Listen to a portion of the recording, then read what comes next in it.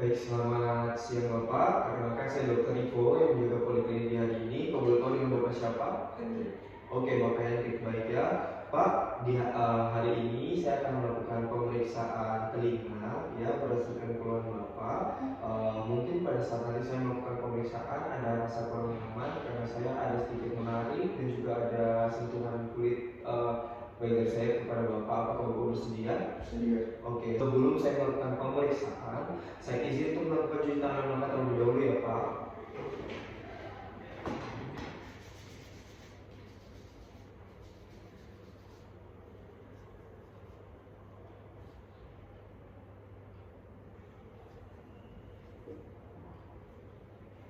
Oke. Ya. Setelah itu saya izin untuk memasang handscoon dan saya akan mempersiapkan alat-alat yang saya gunakan ya Pak. Baik, untuk alat-alat yang saya gunakan di sini ada headlamp atau lampu kepala dan juga ada otoskop ya untuk nanti evaluasi bagian di telinga Bapak dan juga membrana timpani. Nah, setelah itu saya akan memastikan apakah Bapak di sini sedang memakai alat bantu dengar Pak? Enggak. Oh tidak ya, baik. Oke, selanjutnya saya akan memasangkan lampu kepala di kepala saya. Kemudian lampu kepala dipasang sehingga posisi tabung lampu itu berada di antara kedua mata. Kemudian di sini saya akan memfokuskan cahaya lampunya berada pada telapak tangan saya pada jarak 30 cm dari mata. Kemudian diameternya sendiri saya atur diameter proyeksinya kurang lebih 1 cm ya. Oke. Selanjutnya, baik untuk posisi dari pemeriksa dan juga pasien yang diperiksa yaitu berhadapan. Kemudian untuk lututnya, lutut dari pasien dan lutut dari pemeriksa berdempetan, lutut kanan dengan lutut kanan, lutut kiri dengan lutut kiri. Ya seperti ini. Ketika diperiksa telinga kontralateral maka hanya posisi kepala yang diubah. Baik, selanjutnya saya akan melakukan inspeksi pada aurikular kanan pasien terlebih dahulu. Di sini saya ingin melihat apakah didapatkan adanya kelainan bentuk ataupun ukuran. Kemudian saya melihat juga apakah didapatkan tanda-tanda inflamasi atau radang. Kemudian apakah didapatkan adanya benjolan seperti ateroma, hematoma atau pseudokista. Ya, permisi Bapak, saya lihat telinganya terlebih dahulu ya, aurikular kanan. Baik, tidak didapatkan adanya tanda-tanda radang, kemudian tidak ada kelainan bentuk dan juga ukuran. Kemudian di sini juga tidak ada benjolan seperti hematoma, ateroma maupun pseudokista.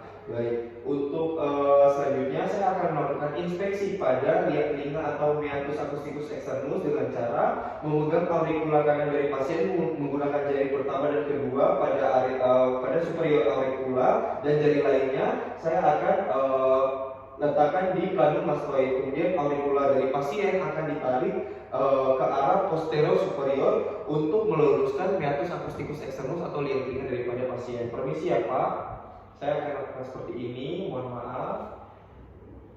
Kemudian saya akan melakukan evaluasi liang telinga pasien mulai dari bentukan. Di sini terlihat lapang ya, tidak sempit. Kemudian tidak ada tresia ataupun stenosisi. Kemudian tidak ada stenosis, mohon maaf. Kemudian untuk infeksi juga tidak ada tanda-tanda hiperemi. Kemudian edema, sekret, furunkel, granulasi ataupun gula. Ya. Kemudian untuk serumen juga serumennya ada tapi tidak tampak menyumbat.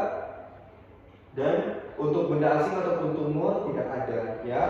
Baik Pak. Selanjutnya saya akan memegang otoskop untuk melakukan evaluasi pada membran timpani daripada pasien. Kemudian otoskop saya akan pegang di sisi tangan yang sesuai dengan sisi telinga yang diperiksa daripada pasien. Kemudian saya akan menyalakan otoskopnya seperti ini dan otoskop dipegang seperti memegang pensil seperti ini. Ya, sama seperti tadi, telinga ditarik ke arah posterior aurikular.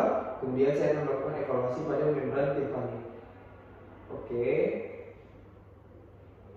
Baik, di sini untuk membran timpaninya strukturnya itu intak ya, tidak didapatkan tanda-tanda perforasi, kemudian ruptur atau sikatrik, granulasi dan juga gula. Kemudian untuk bayangan kolesteatoma juga tidak dilihat di sini. Kemudian pencahayaannya ada ke positif dan posisinya tidak retraksi atau tidak bombas. Kemudian ya untuk secret dan warna juga di sini saya tidak lihat ya adanya hiperemi, adanya secret, terus warna kuning ataupun hitam dan putih juga tidak didapatkan ya. Kemudian saya akan melakukan palpasi pada daerah retroaurikular dan preaurikular apakah didapatkan adanya benjolan. Kemudian bila ada apakah benjolan itu terasa nyeri pada saat dipalpasi, dan saya juga akan melihat apakah adanya fistula pre atau post aurikular dan tanda-tanda peradangan. Di sini tidak ada tanda-tanda fistula preaurikular dan saya akan mulai palpasi. Apakah sakit? Tidak ya. Di sini sakit? Oke. Dengan demikian tidak ditemukan adanya benjolan, tidak ada nyeri tekan saat palpasi, fistula preaurikular juga tidak ada dan tanda-tanda peradangan pun juga tidak ada. Baik Pak, selanjutnya saya akan melakukan pemeriksaan pada sisi telinga kontralateral atau telinga lainnya. Bapak bisa menghadap ke sebelah sini Pak. Baik ya. Selanjutnya saya akan melakukan inspeksi dulu terhadap aurikula dari telinga kiri Bapak. Di sini saya lihat apakah ada kelainan bentuk atau ukuran ataupun tanda-tanda radang, sama adanya benjolan tidak seperti ateroma, hematoma dan pseudokista. Tapi di sini saya tidak lihat adanya tanda-tanda peradangan ataupun tanda-tanda benjolan, ateroma, pseudokista, terus hematoma, kemudian juga kelainan bentuk dan juga ukuran di sini tidak ada ya, ini normal.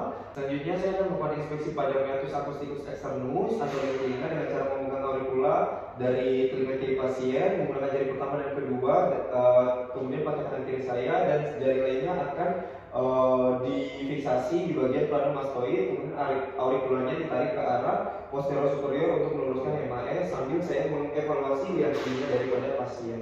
Saya akan mengevaluasi meatus acusticus externus daripada pasien. Di sini untuk bentuknya itu lapang ya, tidak sempit, kemudian tidak ada atersia dan stenosis. Kemudian untuk tanda-tanda infeksi, hiperemi tidak didapatkan, edema, sekret, furunkel, granulasi dan juga bulan juga tidak didapatkan.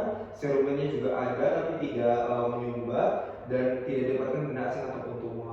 Selanjutnya saya akan mengevaluasi membran timpanik pasien menggunakan otoskop, di mana otoskop ini saya akan pegang sesuai dengan sisi tangan yang akan saya periksa dengan sisi telinga pasien, dipegang seperti memegang pensil dan otoskop dinyalakan, posisi telinga ditarik seperti tadi, seperti ini ya. Saya akan mengevaluasi membran timpani daripada pasien.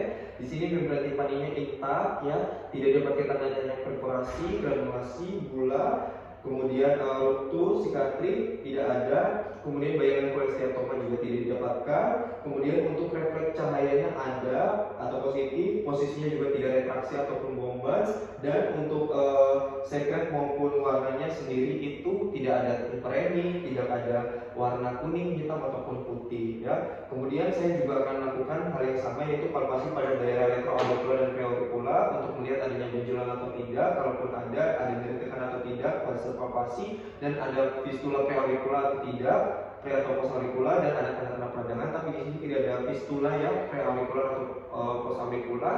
Kemudian saya akan melakukan palpasi, sakit tidak?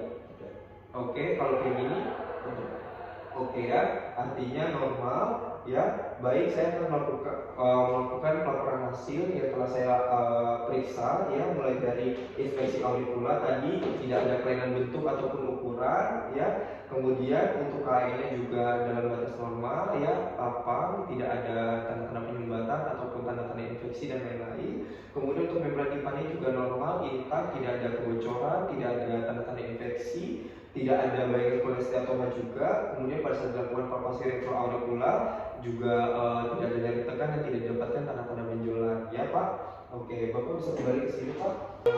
Saya telah melakukan pemeriksaan secara keseluruhan Pak, dan hasilnya dalam batas normal. Apakah Bapak ada pertanyaan?